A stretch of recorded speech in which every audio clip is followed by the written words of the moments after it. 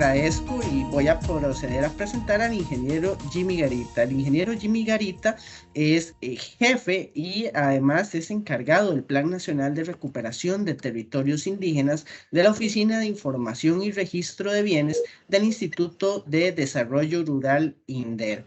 Asimismo, también va a participar la licenciada Sandra Angulo Calderón, abogada, quien también colabora con esta oficina en relación con estos temas de gran relevancia.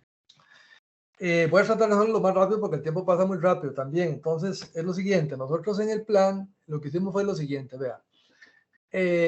A nivel histórico, digamos, desde el año 77 y un poquito más, prácticamente lo que es la parte indígena se ha tratado por medio de la institución, pero en forma relativamente desordenada. Digo esto porque en realidad, a pesar de que se ha tratado, no se ha llegado a tener la información suficiente para la toma de decisiones. Entonces, es a partir de octubre del año 2015 donde la institución decide hacer algo diferente y es donde empezamos a escribir lo que llamamos ahora Plan Nacional para la Recuperación de Territorios Indígenas.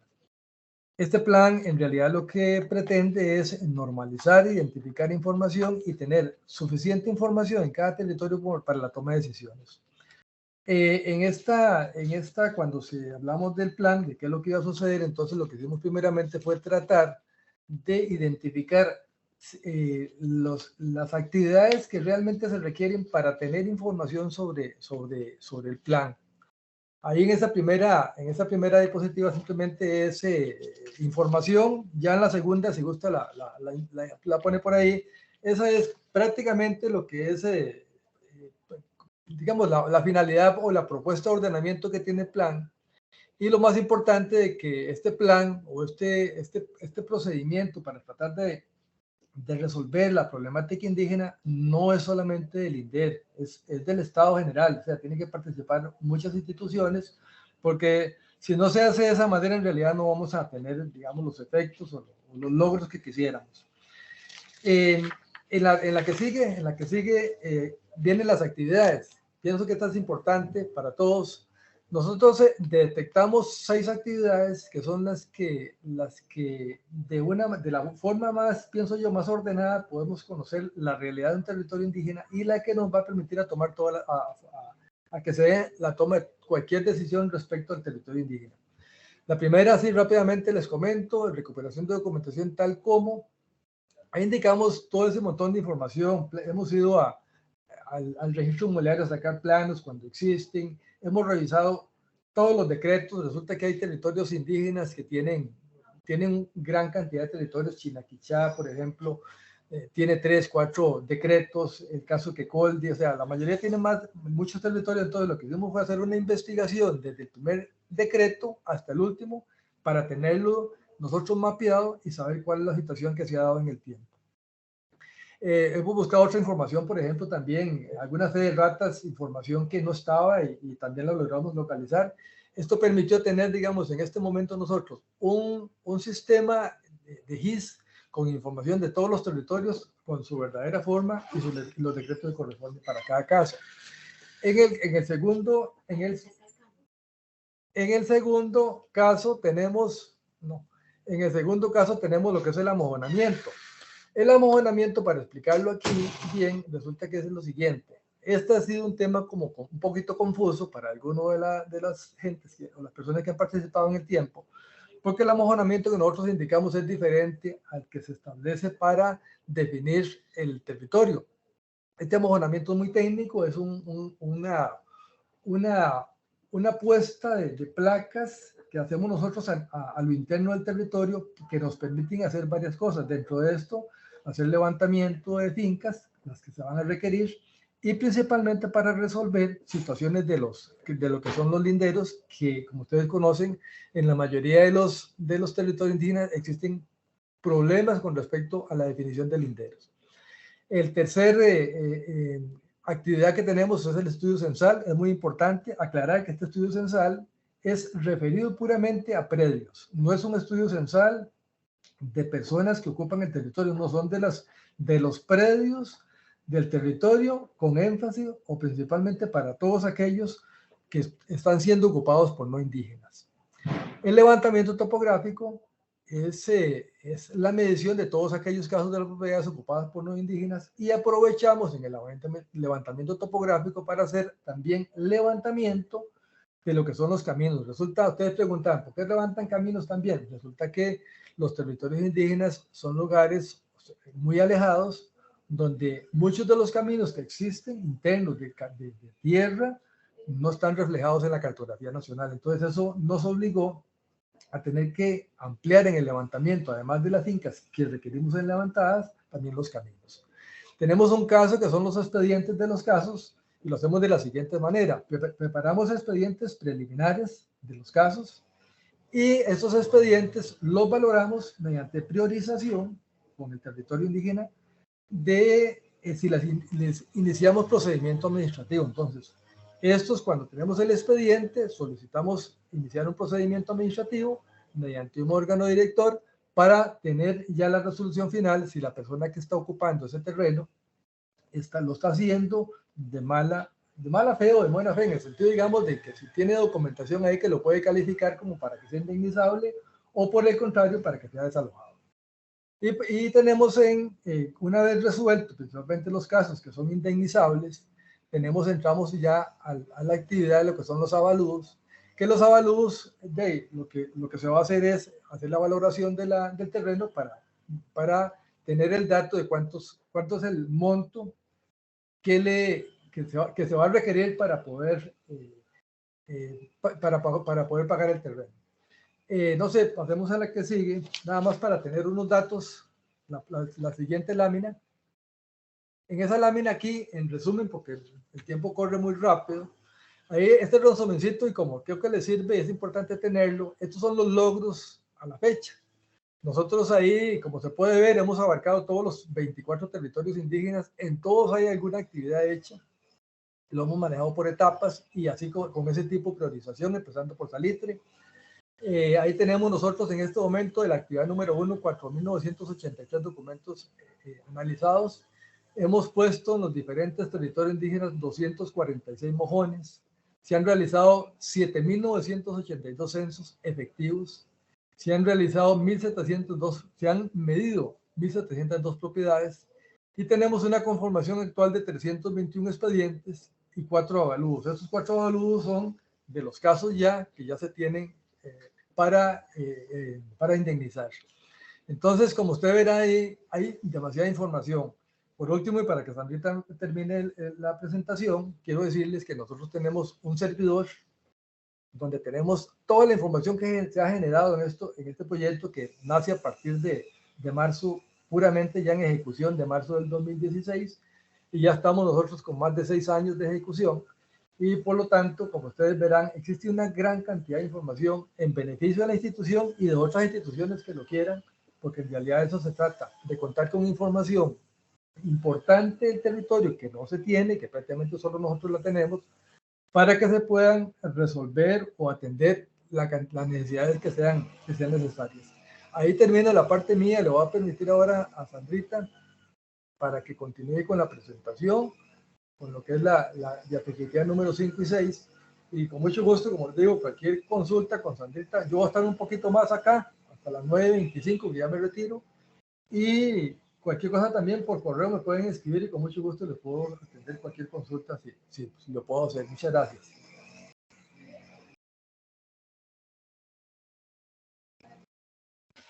Bueno, muy buenos días. Muchas gracias por la invitación. No sé si escuchan de fondo, hay un pequeño ruido ahí, pero esperemos que no nos afecte mucho. Tal vez si pasamos a la siguiente diapositiva. La idea ahora en esta parte básicamente es hablar un poquito de las particularidades de los territorios indígenas. Bueno, ahí resumimos los que están ubicados en Buenos Aires, Cabagra, Salitre, Ujarrás, Terra, Oruca. Esos territorios, digamos que son territorios de los más viejitos. Hay decretos de 1956 que ya hacen referencia a estos territorios indígenas. Tienen ciertas particularidades que tal vez a la hora de trabajar y los que en algún momento han tenido que relacionarse por alguna situación con esos territorios, quizás se han encontrado la situación de que existen múltiples agrupaciones dentro de los territorios indígenas y, bueno, que nos provocan a la hora de trabajar a algunas situaciones en que nos vemos en una situación en donde no sabemos realmente quién representa a quién. Y por lo menos a nivel del plan de recuperación de territorios indígenas, pues nos han dificultado un poco llegar a concluir cuáles son los intereses reales de la comunidad como tal, del territorio indígena como tal. Porque en realidad, en las situaciones de las recuperaciones y ese tipo de cosas, bueno, a la hora de que hemos ejecutado el plan, nos encontramos de que tengo un problemita ahí que se me pierde un toque.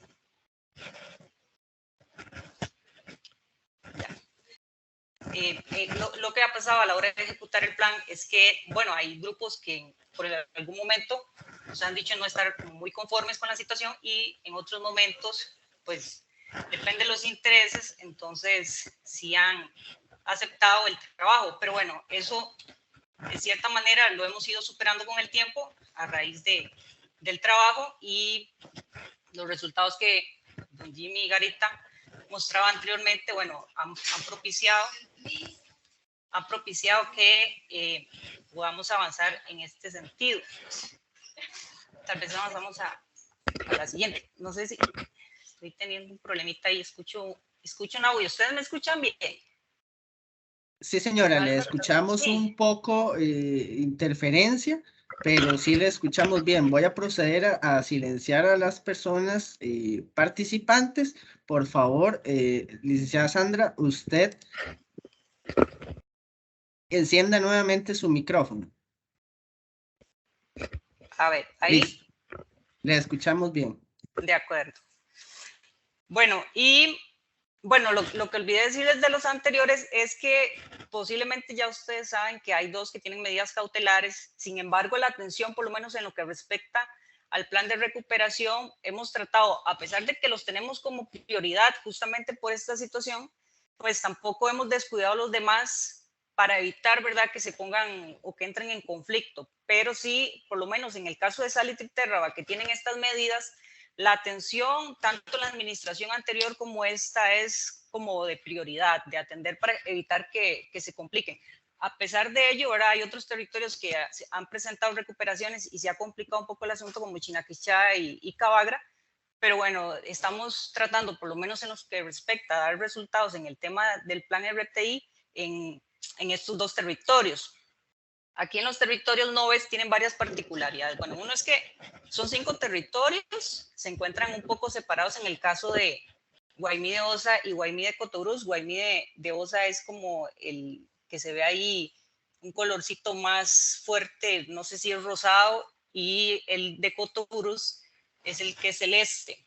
Una de las interesantes particularidades de Abrojo Montezuma, que es el azul, y el verde tierno, que es Altos de San Antonio, es que los afecta la franja fronteriza. Bueno, ¿por qué esto es importante e interesante a la hora que nosotros trabajamos en el tema del plan RTI? Bueno, porque la franja fronteriza está mucho antes de la creación de los territorios indígenas.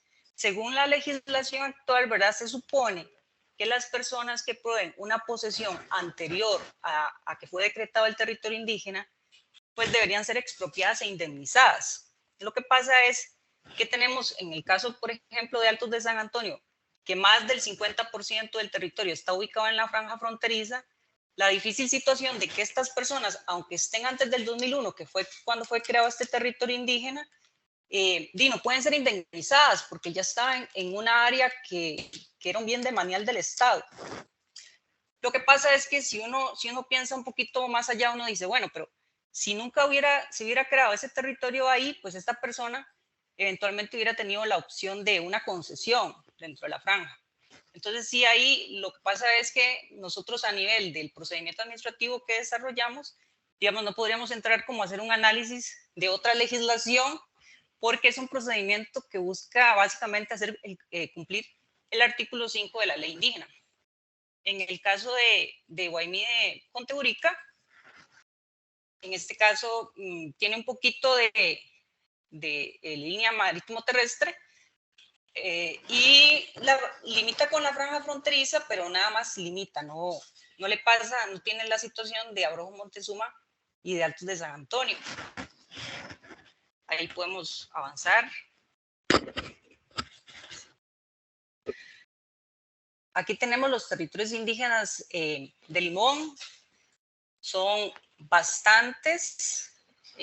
Altos de Chirripó, que es el verde tierno, como ustedes pueden ver, es un territorio de extensión sumamente grande.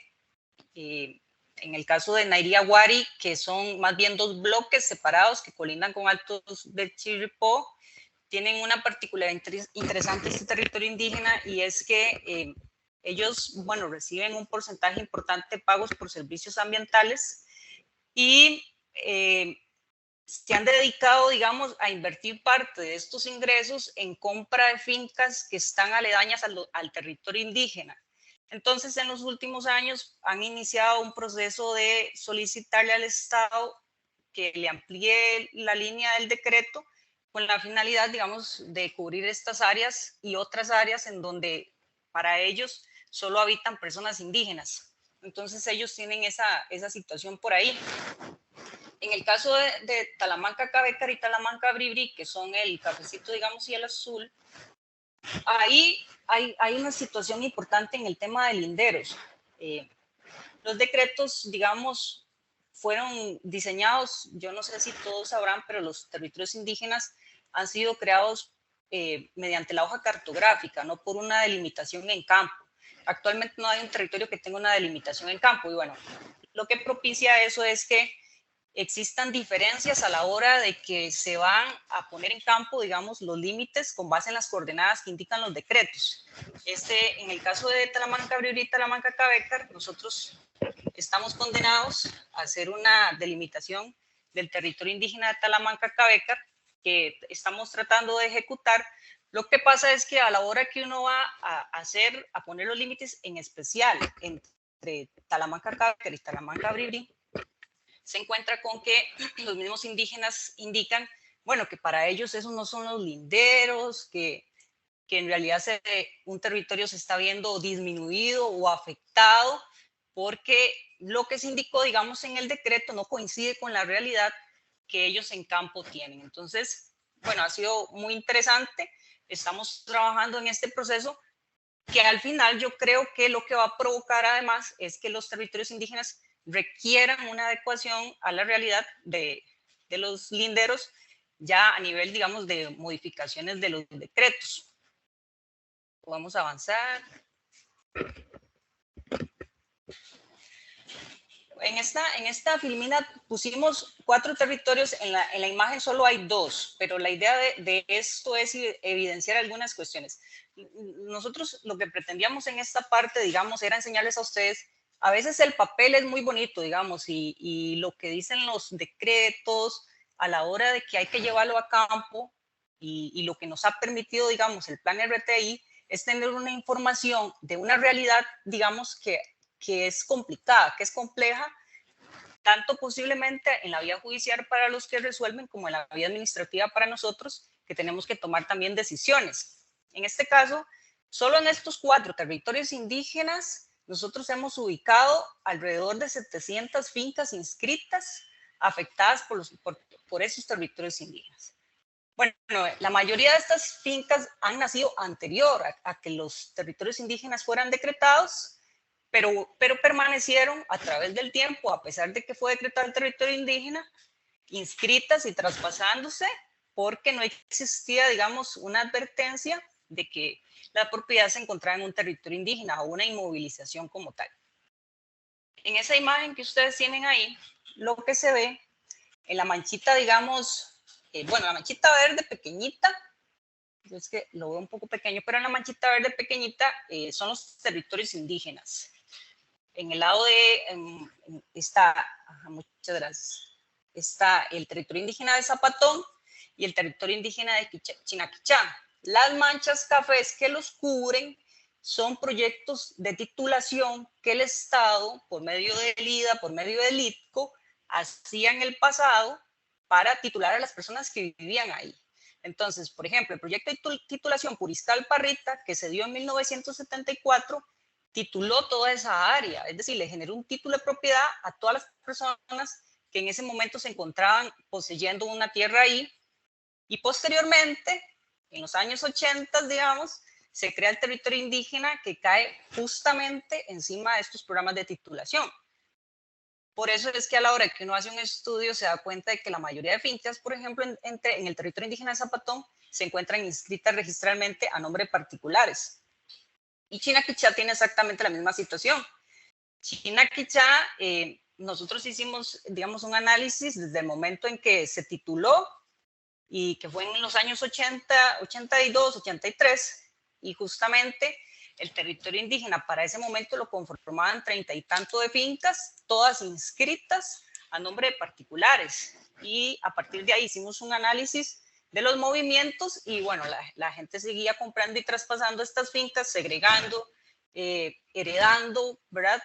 Porque se encontraban registradas desde el momento en que el IDA las tituló en el 82, muchas de ellas ya estaban tituladas a nombre de personas no indígenas y pues lo lógico era que estas personas continuaran haciendo los diferentes traspasos. Bueno, este es el territorio indígena de Huatuso. El territorio indígena de Huatuso también es un territorio indígena que tiene muchas propiedades tituladas. Eso que ustedes ven en la imagen son los dos decretos que han existido a través de la historia en este territorio. El primer decreto, digamos, es la línea que va, no sé si me van a captar bien, pero es básicamente cubre desde lo cafecito, incluyendo lo morado, los dos extremos cafecitos, digamos, incluyendo lo morado, excepto la parte morada que está menos atenuada, digamos, porque la diferencia ahí es que hay un decreto encima del otro.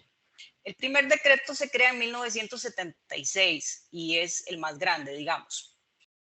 El segundo decreto se emite en 1977 y es el más pequeño, el moradito, ¿verdad? Que afecta a otra área que no estaba afectada por el primer decreto, pero que disminuye el territorio, le quita dos áreas en los dos extremos, digamos. Este decreto tiene la particularidad de que se crea en 1977 y dice que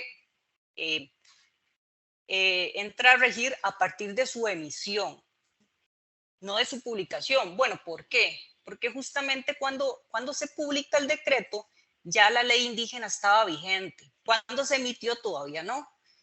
Ahí hay un plazo muy corto. Pero bueno, lo cierto es que así se mantuvo, se creyó que el territorio que era el que estaba vigente era lo que está en morado. Así se mantuvo hasta 1999, que la Sala Constitucional declara, bueno, básicamente lo que dice es que son inaplicables los artículos 1 y 2 del decreto 7962 porque van en contra de los convenios. Y bueno, básicamente lo que pasa es que hubo una disminución del territorio y para ese momento ya estaba vigente la ley indígena además. Entonces, lo que pasa es que pasaron 20 años entre 1977 y en el año 99 y esto provocó que en esos dos sectores extremos del territorio se hicieran una serie de titulaciones, tanto de esa institución como de las personas que iniciaron formaciones posesores. Entonces, en esos dos sectores existen bastantes propiedades inscritas y la gente, bueno, nosotros que visitamos los territorios indígenas, uno se encuentra que la gente no sabe realmente por dónde pasa el territorio. Le dicen, mira, es que qué raro, cuando nosotros entramos aquí decían que el territorio pasaba por cierta parte y ahora dice que estamos dentro. Bueno, básicamente es por esa situación que la sala utiliza ese término de inaplicable para decir que, bueno, que ese segundo decreto no cumplía con unos requisitos para que pudiera ser aplicado como tal. Huatuso además tiene otra situación interesante y es que en el decreto se indica como límite el río Sol, pero en la cartografía está mal indicado. A la hora de que uno va al campo, el río Sol queda a una distancia considerable de donde las coordenadas supuestamente lo ubican. Esto ya, bueno, lo hemos comentado en otros espacios, porque lo cierto es que ahí depende lo que se considere el límite, si la coordenada o el río, existe una variación importante en el área del territorio indígena y por supuesto en la afectación que esto le generaría a algunas personas o lo contrario, ¿verdad? Que le desafectaría la finca. Y bueno, lo otro que quería comentarles de Guatuso, para finalizar en el caso de Guatuso, es que por ahí hay una finca inscrita que tiene una serie de segregaciones que justamente están siendo analizadas en un proceso judicial contencioso, y que lo vacilón o lo terrible de la historia es que de esta finca, esas segregaciones, la mayoría ni siquiera caen en el área donde está ubicada la finca, sino que lo que se hizo fue como utilizar la matrícula de la finca, ¿verdad? Y hacer segregaciones, pero no se ubican en el área donde originalmente estaba ubicada la finca. Entonces sí es un territorio que tiene una serie de complejidades ahí a la hora de hacer un análisis de la situación, y bueno, también es un territorio en donde de los que más han presentado procesos contenciosos administrativos. Vamos a avanzar. Y bueno, el último territorio que les traigo así es el territorio indígena de Quecoldi. En la imagen de abajo podemos ver los diferentes decretos que se han dado a través del tiempo para definir este territorio indígena. El primer decreto es la línea roja, que tiene el sector que se ubica o que colinda con el mar, ¿verdad? Luego, en 1996, si no me equivoco, el segundo decreto lo que hace es, bueno, decir que en ese sector no habitan indígenas, hay unos asentamientos, hay fincas del INDER, y bueno, hace un análisis ahí de que se llega a una conclusión en coordinación o en concordancia con las personas indígenas de hacer una modificación, no en disminución, porque lo que hacen es ampliar, básicamente hacer un cambio, le restan, le quitan un sector y lo amplían más hacia la montaña, ¿verdad? Luego en el 2001 se vuelve a dar otra ampliación, y bueno, así era como permanecía el territorio indígena hasta el año 2019, que posiblemente ustedes sabrán, la sala primera hace un análisis de esta situación a raíz de un proceso judicial que inició la Asociación de Desarrollo y un grupo de indígenas, ¿verdad? Y llegaron a determinar que tal vez no se hicieron los estudios adecuados, que se dieron una serie de situaciones en ese momento, y vuelve a incluir dentro del territorio indígena el sector inicial que colindaba con la playa, ¿verdad? Bueno, ¿por qué esto es importante y relevante? Porque la cantidad de fincas inscritas que existen en este sector, que para los que conocemos, hemos ido por lo menos a ese lado, sabemos lo comercial que es la zona. Digamos que recuperar estas propiedades, bueno, es una bronca muy grande para el Estado costarricense. Imagínense que nosotros en ese sector básicamente hemos ubicado 907 fincas inscritas solo en ese sector que amplía la resolución de la sala primera, y 734 planos sin finca. Esto es muy complejo, digamos que básicamente estamos hablando de una situación en la que el Estado costarricense, a partir de este momento, según la línea que se ha mantenido a través del tiempo, de la declaratoria de quién es de buena fe y quién no, bueno, tendría que considerar eventualmente a toda esa gente poseedora de buena fe, porque en este momento es que se les está afectando como territorio indígena. Y pues es muy complicado para el Estado costarricense enfrentar esa situación. Entonces, sí es un poco complejo la situación de los territorios indígenas de Costa Rica, en especial estos dos últimos y los casos de Chinaquichá y estos otros, bueno, porque nos encontramos tal vez que lo más grave es que fueron creados sobre fincas inscritas, y por supuesto que hay mucha gente que considera o que está alegando situaciones relacionadas a derechos que eventualmente consideran les han sido vulnerados.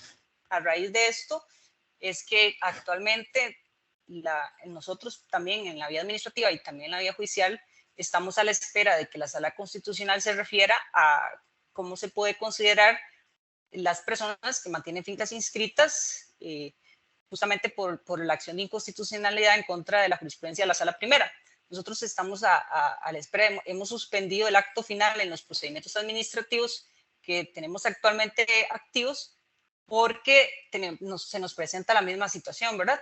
Y lo que nos ha pasado también, que es interesante, es que como nosotros en el INDER, el jerarca impropio que resuelve los procedimientos administrativos, es decir, el jerarca impropio de la Junta Directiva es el Tribunal Agrario. Bueno, entonces ahí algunos de los procedimientos han sido variados en cuanto a la recomendación, ¿verdad?